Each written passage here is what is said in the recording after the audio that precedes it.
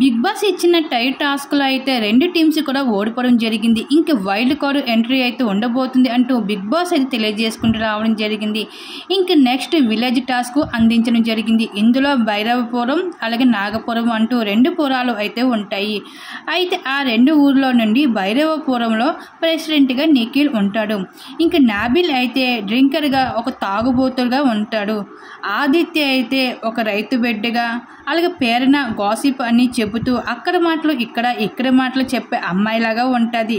ఇంకా కిరాక సీత కుస్తీ పడే అమ్మాయిలాగా కనిపిస్తూ ఉంటుంది.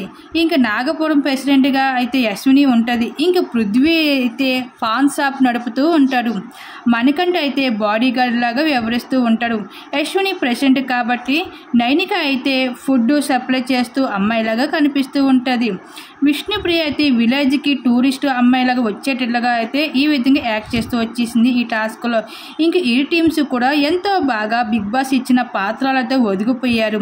ఇంకా 2 టీమ్స్ కూడా చాలా పోటాపోటీగా అయితే ఈ టాస్క్లో ఆడడం జరిగింది. చివరికి ఫైనల్గా అయితే యశ్విని టీం అయితే గెలవడం జరిగింది ఈ టాస్క్లో.